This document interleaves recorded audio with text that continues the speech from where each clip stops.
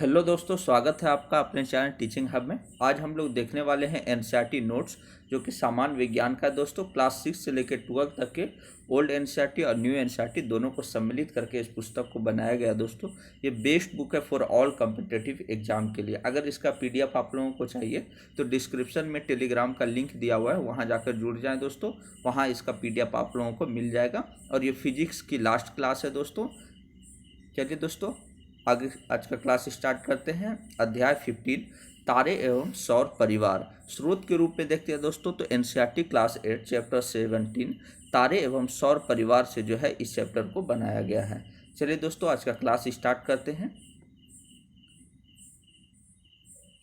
पृथ्वी, अंतरिक्ष तथा उसमें उपस्थित सभी खगोलीय पिंडों जैसे आकाशगंगा या मंदाकिनी, तारे आदि आते हैं को समग्र रूप से विश्व या ब्रह्मांड कहते हैं। तो ब्रह्मांड क्या हो गया दोस्तों? जिसके अंतर्गत पृथ्वी, अंतरिक्ष और उसमें जितना भी खगोलीय पिंड है, खगोलीय पिंड के अंतर्गत जैसे आकाशगंगा हो गया, मंदाकिनी हो गया या तारे हो गए, इस सभी के समग्र रूप को ही क्या कहते हैं? विश्व या ब्रह्मांड कहते हैं। ब्रह्मांड की रचना आकाश गंगाओं से हुई है। अनुमानतः ब्रह्मांड में खरबों की संख्या में आकाश गंगाएं हैं तथा प्रत्येक आकाश गंगाओं में खरबों तारे हैं। और हमारा सौरमंडल जिस आकाश गंगा का सदस्य है उसका नाम दुग्ध मेखला है, यानी जिसे मिल्की वे कहा जाता है। तो हम किस सौरमंडल में रहते हैं दोस्तों? आकाश गंगा में। उसका नाम क्या है? मिल्की वे। चलिए दोस्तों, आगे देखते हैं। अमेरिकी खगोलवेत्ता एडविन पी हब्बल ने वर्ष 1929 में बताया कि आकाश गंगाएं अंतरिक्ष में स्थिर नहीं हैं, बल्कि वे एक दूसरे से दूर होती जा रही है। खगोलीय पिंडों और उनसे संबंधित परिघटनाओं के अध्ययन को खगोलिकी यानी एस्ट्रोनॉमी कहा जाता है। मोस्ट इम्पॉर्टेंट है दोस्तों, ये पूछा जाता है कि खगोलीय विज्ञान से संबंधित जानकारी जो प्राप्त किया जाता है उससे अध्ययन जो है उसको क्या कहा जाता है? तो एस्ट्रोनॉमी कहा जाता है। और इसके बारे में किसने बताया कि आकाश गंगाएं अंतरिक्ष से जो है दूर होती जा रही है? तो एडविन पी हब्बल ने 1929 में बताया। आगे देखते हैं दोस्तों। खगोलीय पिंड, आकाश में दिखाई देने वाले पिंडों जैसे आकाशगंगा, तारा, ग्रह, उपग्रह, धूमकेतु आदि को खगोलीय पिंड कहते हैं। तो खगोलीय पिंड क्या है दोस्तों? जो आकाश में हम लोगों को दिखाई देती है, जैसे आकाशगंगाएं, तारा हो गई, ग्रह, उपग्रह, धूमकेतु, इन सभी को जो है खगोलीय पिंड कहते हैं। नेक्स्ट देखते हैं दोस्तों। चंद्रमा यानी मून। चंद्रमा पृथ्वी की प्राकृतिक उपग्रह है तथा यह पृथ्वी के चारों ओर एक निश्चित पथ पर चक्कर लगाता है, जिसे उसकी कक्षा यानी ऑर्बिट कहते हैं। चंद्रमा का आकार तारों से बहुत बड़ा प्रतीत होता है, क्योंकि यह तारों की तुलना में पृथ्वी के बहुत अधिक निकट है। तो चंद्रमा का आकार बड़ा क्यों दिखता है दोस्तों? क्योंकि जो है पृथ्वी के ये नज़दीक है। पृथ्वी चंद्रमा के साथ सूर्य की परिक्रमा करती है। चंद्रमा भी अपनी धुरी पर घूमता है। चंद्रमा पृथ्वी की एक परिक्रमा पूरी करने में अपने अक्ष पर एक घूर्णन पूरा करता है। चंद्रमा का व्यास पृथ्वी के व्यास का लगभग 1/4 है। मोस्ट इम्पोर्टेंट दोस्तों कि चंद्रमा का जो व्यास है वो पृथ्वी के व्यास का कितना है? तो 1/4 जो है पृथ्वी के व्यास के बराबर है चंद्रमा का व्यास। जबकि इसका द्रव्यमान पृथ्वी के द्रव्यमान का लगभग 18वां भाग है। यानी द्रव्यमान के रूप में देखा जाए तो पृथ्वी की तुलना में ये इसका 18वां भाग है, जबकि चंद्रमा का व्यास जो है पृथ्वी के व्यास का लगभग 1/4 है। इसे याद रखना दोस्तों। चंद्रमा सूर्य या अन्य तारों की भांति अपना प्रकाश उत्पन्न नहीं करता है। चंद्रमा इसलिए दिखाई देता है क्योंकि वह अपने पर पड़ने वाले सूर्य के प्रकाश को हमारी ओर परावर्तित कर देता है। यानी चंद्रमा का अपना प्रकाश नहीं है दोस्तों। चंद्रमा इसलिए चमकता हुआ नजर आता है क्योंकि उस पर जो सूर्य की प्रकाश पड़ती है उसे वो परावर्तित कर देता है। आगे देखते हैं दोस्तों। हम चंद्रमा के उस भाग को देख पाते हैं जिस भाग से सूर्य का परावर्तित प्रकाश हम तक पहुंचता है। यानी चंद्रमा का उसी भाग को हम लोग देख सकते हैं जिस भाग से सूर्य का परावर्तित प्रकाश हम तक पहुंचता है। चंद्रमा की आकृति में प्रतिदिन परिवर्तन होता रहता है। उस दिन को जब चंद्रमा की आकृति पूर्ण चक्रीय दिखाई देती है उसे पूर्णिमा कहते हैं, यानी फुल मून डे कहा जाता है। इसके पश्चात प्रत्येक राशि को चंद्रमा का चमकीला भाग घटता जाता है। 15वें दिन चंद्रमा दिखाई नहीं पड़ता। इस दिन को अमावस्या यानी न्यू मून डे कहते है। यानी इस स्थिति में क्या हो जाता है दोस्तों कि प्रत्येक राशि को चंद्रमा की चमकीला भाग क्या हो जाता है, घटता चला जाता है। और ऐसा होता है कि 15वें दिन चंद्रमा दिखाई नहीं पड़ने लगता है और इसी दिन को ही अमावस्या कहा जाता है। आगे देखते हैं दोस्तों, अमावस्या के अगले दिन चंद्रमा का एक छोटा भाग दिखाई देता है, इसे बाल चंद्र कहते हैं। इसके पश्चात फिर चंद्रमा बड़ा होता जाता है।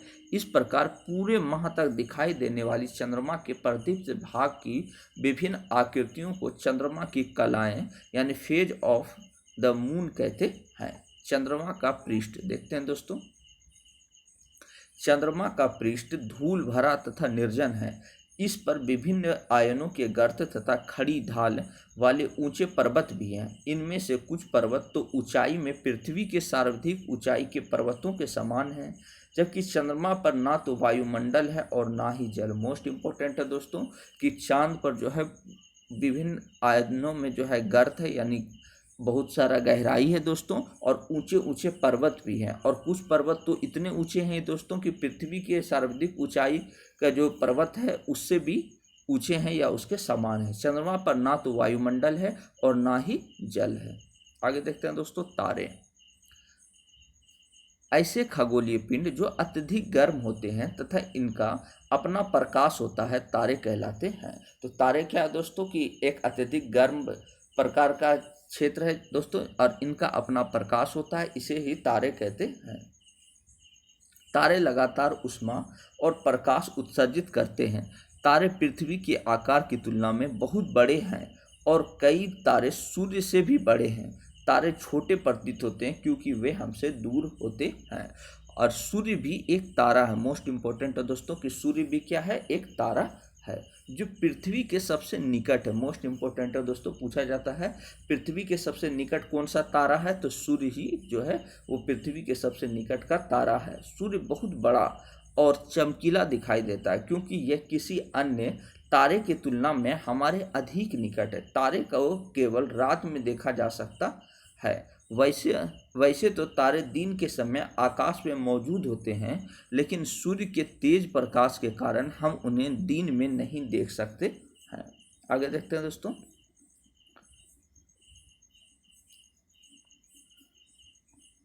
तारे पूर्व से पश्चिम की ओर गति करते दिखाई देते हैं। यानी तारे किस तरफ गति करते दिखाई देते हैं, तो पूर्व से पश्चिम की ओर दिखाई देते हैं। कोई तारा जो सूर्यास्त होते ही पूर्व में उदय होता है, सामान्यतः सूर्यास्त से पहले ही पश्चिम में अस्त हो जाता है। सूर्य भी प्रातः पूर्व में उदय होता है और पूरे दिन आकाश में भ्रमण करता है तथा शाम में पश्चिम में अस्त हो जाता है। अतः सूर्य आकाश में पूर्व से पश्चिम दिशा की ओर गति करता है। यानी सूर्य किस तरफ गति करता है दोस्तों, तो सूर्य पूर्व से पश्चिम की ओर गति करता हुआ प्रतीत होता है। यानी पूरब में निकलता है और पश्चिम में डूब जाता है। पूर्व से पश्चिम की ओर आकाश में तारों और सूर्य की यह स्पष्ट गति पृथ्वी के अपनी धुरी यानी स्पेंडल पर पश्चिम से पूर्व की ओर घूमने के कारण होता है। ध्रुव तारा, पोल स्टार, एक ऐसा तारा है जो पृथ्वी के अक्ष की दिशा में स्थित है। मोस्ट इम्पोर्टेंट है दोस्तों, ध्रुव तारा क्या है, जो पृथ्वी के अक्ष की दिशा में स्थित है। यह गति करता हुआ प्रतीत नहीं होता क्योंकि यह पृथ्वी के घूर्णन अक्ष पर स्थित है और पृथ्वी की धुरी स्थिर है तथा समय के साथ बदलती नहीं है। आगे देखते हैं दोस्तों, ब्रह्मांड में दूरी मापने की इकाई जो प्रकाश वर्ष है दोस्तों। सूर्य पृथ्वी से लगभग कई दहाई सैकड़ा हजार 10,000 लाख 10 लाख करोड़ 10 करोड़ यानी लगभग 15 करोड़ किलोमीटर दूर है। सूर्य के पश्चात दूसरा निकटतम तारा प्रोक्सिमा सेंचुरी यानी अल्फा सेंचुरी को कहते हैं। इसकी दूरी पृथ्वी से लगभग इतना किलोमीटर है। इतनी अधिक दूरियों की लंबाई के अन्य मात्रक प्रकाश वर्ष में व्यक्त किया जाता है। तो एक प्रकाश वर्ष बराबर कितना होता है दोस्तों, ये याद रखना है। एक प्रकाश वर्ष बराबर 9.46 गुना 10⁻15 मीटर होता है। मोस्ट इम्पोर्टेंट है दोस्तों, एक प्रकाश वर्ष बराबर 9.46 गुना 10⁻15 मीटर होता है। सूर्य के प्रकाश की चाल 3 गुना 10⁻8 मीटर प्रति सेकंड है। सूर्य से प्रकाश को पृथ्वी तक पहुंचने में लगभग 8 मिनट का समय लगता है। आगे देखते हैं दोस्तों, तारामंडल। तारों का ऐसा समूह जो किसी आकृति का निर्माण करता है तारामंडल कहलाता है। प्रत्येक तारामंडल किसी जानवर, इंसान या अन्य वस्तु की आकृति में दिखाई देता है। एक विशेष तारामंडल में बड़ी संख्या में तारों का समूह होता है।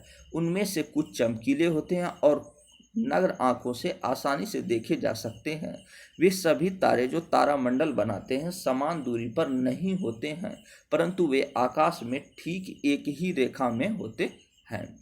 सप्तऋषि यानी ग्रेट बियर, ओरायन, कैसोयोपिया तथा लियो मेजर विशिष्ट प्रकार के तारामंडल हैं जिनका वर्णन निम्नलिखित है। पहला देखते हैं दोस्तों सप्तऋषि तारामंडल यानी उर्सा मेजर।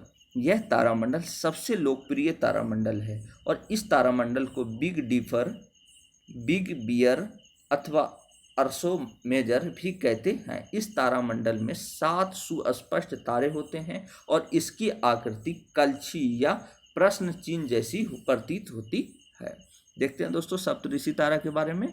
यह पूर्व से पश्चिम की ओर बढ़ता है। यह किस तरफ से बढ़ता है? पूर्व से पश्चिम की ओर बढ़ता हुआ प्रतीत होता है तथा सप्तऋषि अर्थात तारामंडल ध्रुव तारे के चारों ओर चक्कर लगाता हुआ प्रतीत होता है। इस तारामंडल को गर्मियों में रात्रि के प्रथम प्रहर में देख सकते हैं। सप्तऋषि 7 प्रसिद्ध प्राचीन भारतीय संतों या मुनियों के नाम पर रखा गया है दोस्तों। प्राचीन पौराणिक कथाओं के अनुसार सप्तऋषि नक्षत्र वेदों के शाश्वत ज्ञान को व्यक्त करते हैं। आगे देखते हैं दोस्तों। इस रूप में हम लोग सप्तऋषि को देख सकते हैं जो कि बिग डिफर के नाम से भी जाना जाता है दोस्तों। ये 7 है। पहला है मरीच, वशिष्ठ, श्रृंगरस, आर्य, श्रुति, पुलय और संवर्षि। ये 7 ऋषि के नाम पर ही जो है इसका नाम सप्तऋषि पड़ा है दोस्तों। आगे देखते हैं ओरायन तारामंडल। ओरायन एक विख्यात तारामंडल है जिसे हम सर्दियों में मध्यरात्रि में देख सकते हैं। यह आकाश में सर्वाधिक भव्य तारामंडल में गिना जाता है। इसमें 7 या 8 चमकीले तारे होते हैं।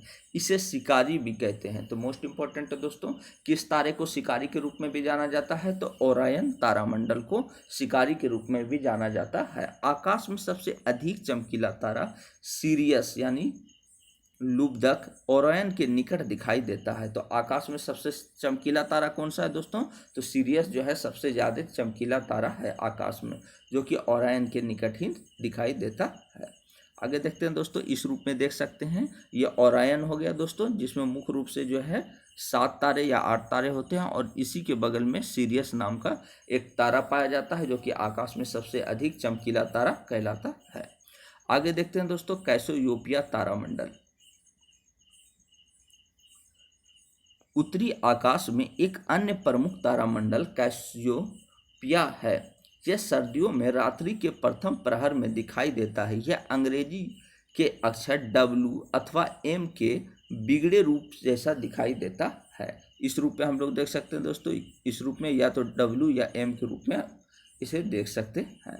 लियो मेजर तारामंडल मोस्ट इम्पोर्टेंट है दोस्तों। देखते हैं। यह तारामंडल ग्रीष्म काल में रात्रि के प्रथम प्रहर में दिखाई देता है। इसमें 9 चमकीले तारे होते हैं और इस आकृति में बड़े सिंह की रूपरेखा होती है। ये डायग्राम इस रूप में देख सकते हैं दोस्तों, लियो मेजर के रूप में। आगे देखते हैं सौर मंडल।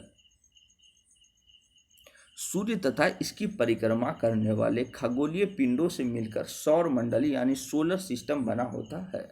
इस परिवार में बहुत से पिंड हैं जैसे ग्रह, धूमकेतु, क्षुद्र ग्रह, उल्काएं आदि है।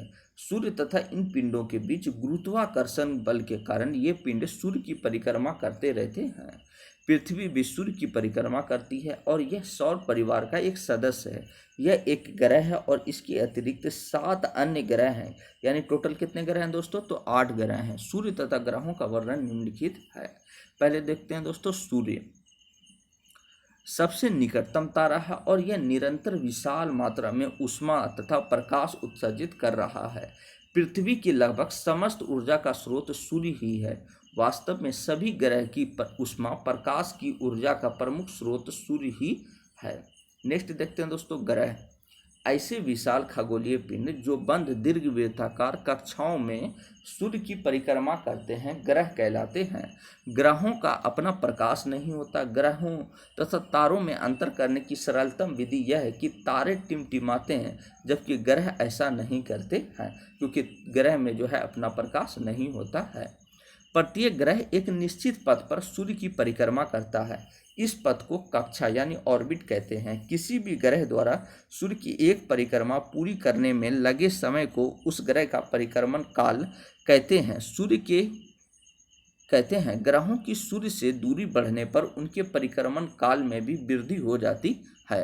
यानी जिस रूप में ग्रहों की सूर्य से दूरी बढ़ेगी तो उस रूप में जो है उसके परिक्रमण काल में भी टाइम में वृद्धि हो जाएगी। सूर्य की परिक्रमा करने के साथ साथ ग्रह लट्टू की भांति अपने अक्ष पर घूर्णन करती है।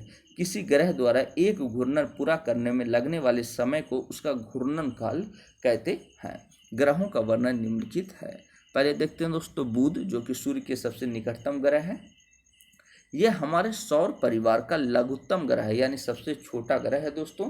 क्योंकि बुध सूर्य के अत्यधिक निकट है, अतः अधिकांश समय तक सूर्य की चकाचौंध में छिपा रहने के कारण इसका प्रेक्षण करना अत्यंत कठिन है। तथापि सूर्योदय से तुरंत पूर्व अथवा सूर्यास्त के तुरंत पश्चात इसे क्षितिज के पर देखा जा सकता है। अतः यह वहीं दिखाई देता है जहां वृक्षों अथवा भवनों द्वारा क्षितिज को देखने में कोई बाधा नहीं आती। बुध का अपना कोई उपग्रह नहीं है, तो बुध का कोई भी अपना उपग्रह नहीं है दोस्तों। बुध जो है सूर्य के सबसे निकट का ग्रह है और ये जो है सबसे छोटा ग्रह है दोस्तों, और इसका कोई उपग्रह नहीं है। आगे देखते हैं दोस्तों नेक्स्ट शुक्र यानी वेनस। ग्रहों में शुक्र पृथ्वी के निकटतम पड़ोसी है। रात्रि के समय आकाश में यह सबसे चमकीला ग्रह है, यानी सबसे चमकीला ग्रह के रूप में किसे माना जाता है दोस्तों, तो शुक्र को माना जाता है। कभी कभी शुक्र पूर्वी आकाश में सूर्योदय से पूर्व दिखाई देता है, कभी कभी सूर्यास्त के तुरंत पश्चात यह पश्चिमी आकाश में दिखाई देता है।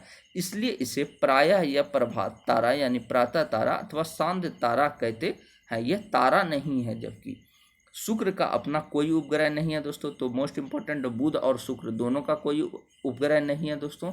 इसकी अपनी कक्षा पर घूर्णन गति कुछ असाधारण है। यह पूर्व से पश्चिम की ओर घूर्णन करता है, जबकि पृथ्वी पश्चिम से पूर्व की ओर घूर्णन करती है। मोस्ट इंपॉर्टेंट है दोस्तों, ये जो है ग्रह है शुक्र ग्रह, वो किस तरह घूर्णन करता है, तो पूर्व से पश्चिम की ओर अपने अक्ष पर घूर्णन करता है। जबकि पृथ्वी किस तरफ करता है, तो पश्चिम से पूर्व की ओर गति करता है। आगे देखते हैं दोस्तों पृथ्वी ही सौर परिवार का एकमात्र ऐसा ग्रह है जिस पर जीवन का अस्तित्व ज्ञात है। पृथ्वी पर जीवन विद्यमान होने तथा उसकी निरंतरता बनाए रखने के लिए कुछ विशिष्ट पर्यावरणीय अवस्थाएं उत्तरदायी है। इनमें पृथ्वी की सूर्य से उचित दूरी होना भी सम्मिलित है, ताकि पृथ्वी पर सही ताप परिसर, जल की उपस्थिति, उपयुक्त वायुमंडल तथा ओजोन का आवरण बना रह सके। अंतरिक्ष में से देखने पर पृथ्वी की पृष्ठ पर जल तथा भूमि से प्रकाश के परावर्तित होने के कारण वह नीली प्रतीत होती है। पृथ्वी के घूर्णन अक्ष इसकी कक्षा के लंबवत नहीं है। इसका अपने अक्ष पर झुकाव पृथ्वी पर ऋतु परिवर्तन के लिए उत्तरदायी है। पृथ्वी का केवल एक ही उपग्रह है जो कि चंद्रमा है दोस्तों। मोस्ट इंपॉर्टेंट है दोस्तों कि पृथ्वी जो है घूर्णन अक्ष के संबंध लंबवत नहीं है दोस्तों, और ये अपने अक्ष पर झुकी हुई है 23.5 डिग्री। इसी के वजह से पृथ्वी पर ऋतु परिवर्तन होते रहते हैं। विषुवत वृत्त के तल को पृथ्वी का विषुवतीय तल कहते हैं। वह तल जिसमें पृथ्वी सूर्य की परिक्रमा करती है उसे पृथ्वी का कक्षीय तल यानी ऑर्बिटल प्लेन कहते हैं। ये दोनों तल एक दूसरे से 23.5 डिग्री के कोण पर झुके हैं। इसका तात्पर्य यह है कि पृथ्वी के अक्ष अपने अक्ष के तल से 66.5 डिग्री के कोण पर झुके हैं। तो इसको समझ सकते हैं दोस्तों कि ये पृथ्वी है,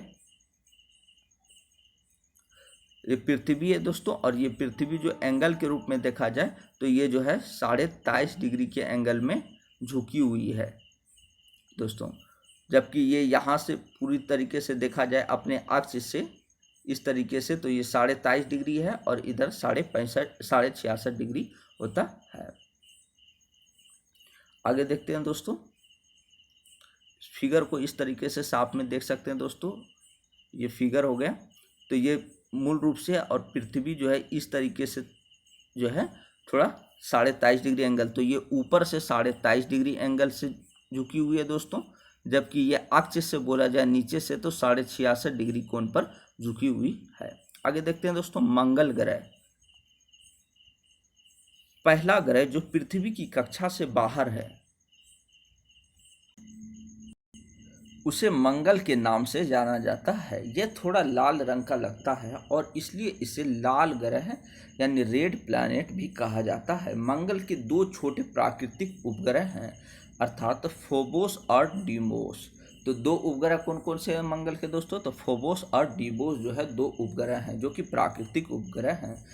इसका दिन का तापमान 5 से 15 डिग्री सेल्सियस के बीच रहता है और अब तक इस पर जीवन का कोई प्रमाण नहीं मिला है। हानिकारक विकिरण से बचाने के लिए इसमें वायुमंडल की कोई सुरक्षात्मक परत भी नहीं है। आगे देखते हैं दोस्तों, बृहस्पति यानी जुपिटर। बृहस्पति सौर परिवार का सबसे बड़ा ग्रह है। यह इतना बड़ा है कि लगभग 1300 पृथ्वियां इस विशाल ग्रह के भीतर रखी जा सकती है और बृहस्पति का द्रव्यमान जो है इसका लगभग 318 गुना है, यानी पृथ्वी के द्रव्यमान का लगभग 318 गुना बृहस्पति का द्रव्यमान है दोस्तों। जबकि इसके अंतर्गत बृहस्पति इतनी बड़ी ग्रह है, लगभग 1300 पृथ्वी इस विशाल ग्रह के भीतर समा सकती है। यह अपने अक्ष पर अत्यधिक तीव्र गति से घूर्णन करता है।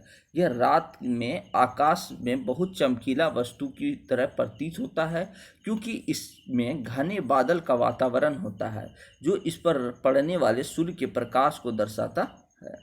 आगे देखते हैं दोस्तों, बृहस्पति अपनी धुरी पर बहुत तेजी से घूमता है। बृहस्पति पर जीवन नहीं हो सकता क्योंकि इसके वातावरण में मीथेन और अमोनिया जैसी जहरीली गैसें हैं। मोस्ट इम्पोर्टेंट है दोस्तों कि बृहस्पति पर कौन कौन सी गैस पाई जाती है? तो मीथेन और अमोनिया।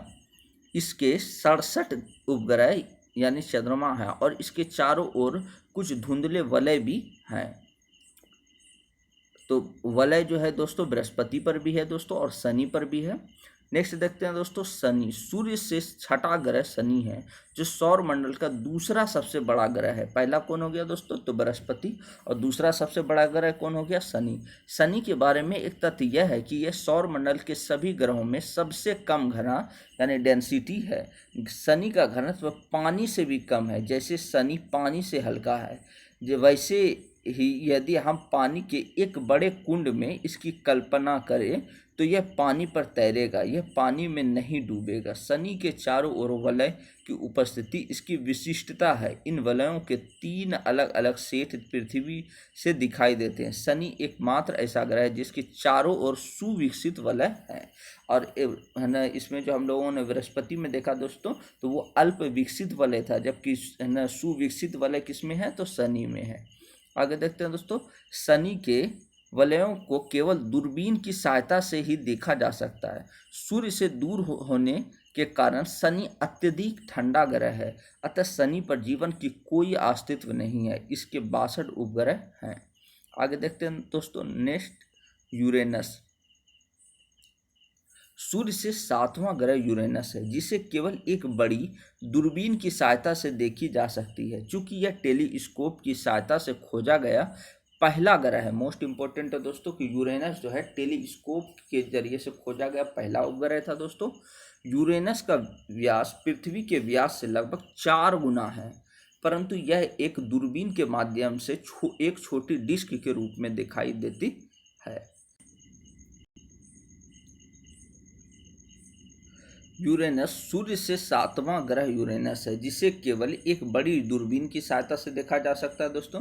चूंकि यह टेलीस्कोप की सहायता से खोजा गया पहला ग्रह है, यूरेनस का व्यास पृथ्वी के व्यास से लगभग 4 गुना है, परंतु यह एक दूरबीन के माध्यम से एक छोटी डिस्क के रूप में दिखाई देता है।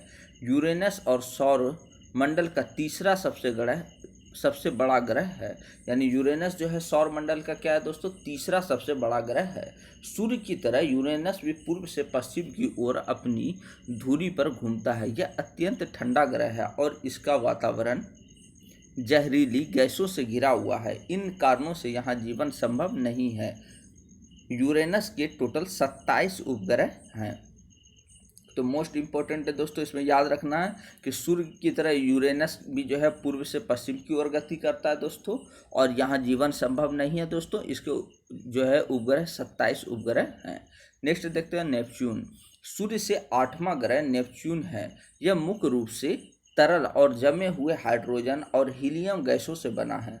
नेपच्यून अत्यंत ठंडा ग्रह है और इस पर कोई जीवन संभव नहीं है, और इसके 14 उपग्रह हैं। आगे देखते हैं दोस्तों आंतरिक एवं बाह्य ग्रह।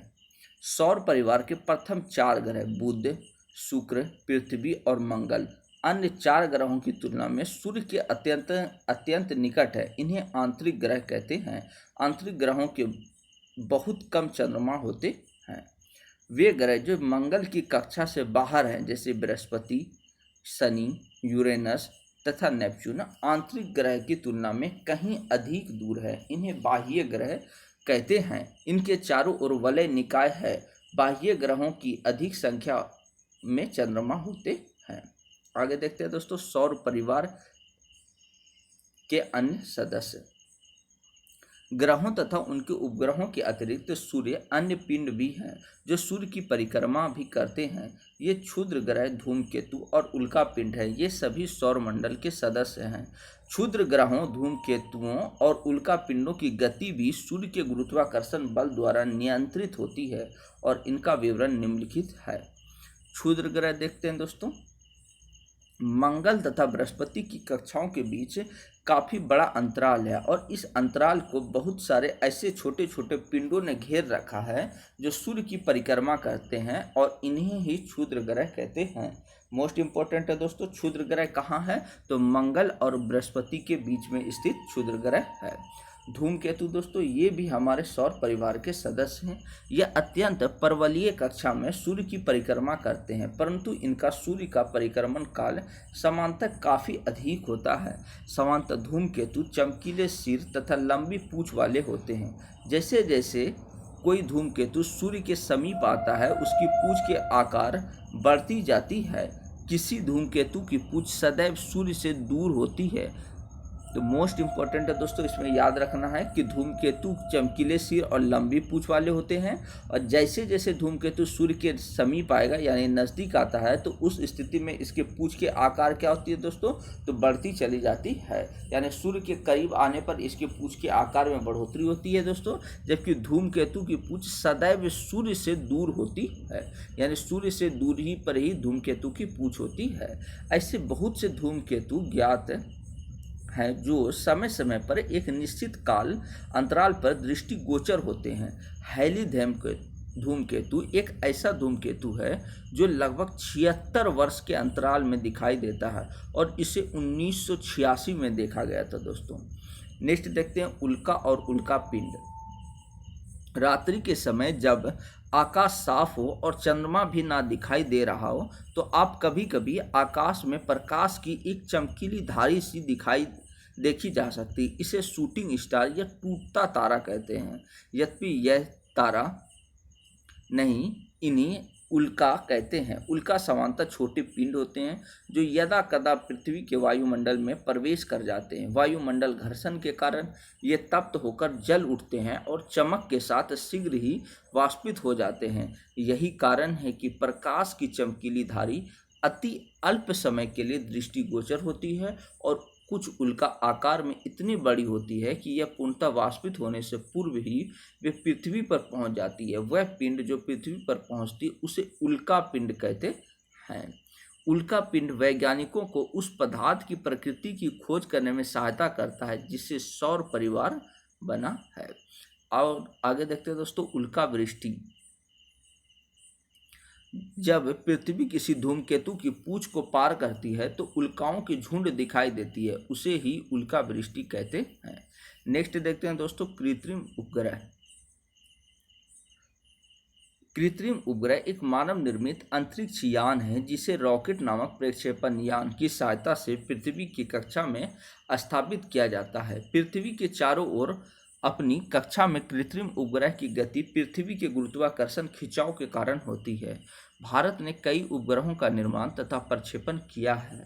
आर्यभट्ट भारत का प्रथम उपग्रह है। मोस्ट इंपॉर्टेंट है दोस्तों कि आर्यभट्ट भारत का प्रथम उपग्रह है। कुछ अन्य भारतीय उपग्रह जैसे इनसैट, IRS, कल्पना 1, एडूसैट आदि हैं। आगे देखते हैं दोस्तों, कृत्रिम उपग्रह के व्यवहारिक अनुप्रयोग क्या क्या है दोस्तों, तो देखते हैं। समानता कृत्रिम उपग्रह की सहायता से अन्य ग्रहों, तारों, आकाशगंगाओं आदि के बारे में जानकारी एकत्र की जाती है। इस प्रकार के उपग्रहों का उपयोग संचार उद्देश्यों के लिए किया जाता है, जैसे कि टेलीविज़न कार्यक्रमों को लंबी दूरी का प्रसारण, टेलीफोन कॉल और इंटरनेट के रूप में इसका यूज करते हैं दोस्तों। आगे देखते हैं, इसका उपयोग पृथ्वी की प्राकृतिक संसाधनों जैसे खनिज, संभावित मछली पकड़ने के क्षेत्र, कृषि, फसलों आदि के सर्वेक्षण के लिए किया जाता है। इनका उपयोग मौसम की भविष्यवाणी जैसे वर्षा, हिमपात आदि के लिए और चक्रवात तथा बाढ़ की अग्रिम चेतावनी के लिए भी किया जाता है। थैंक यू दोस्तों। अगर वीडियो आप लोगों को अच्छा लगा तो प्लीज़ चैनल को लाइक एंड सब्सक्राइब करें दोस्तों, और ज़्यादा से ज़्यादा शेयर करें दोस्तों। इसके बाद हम लोग जो है हिस्ट्री के क्लास स्टार्ट करेंगे दोस्तों। आज फिजिक्स का लास्ट हो गया दोस्तों क्लास। थैंक यू दोस्तों।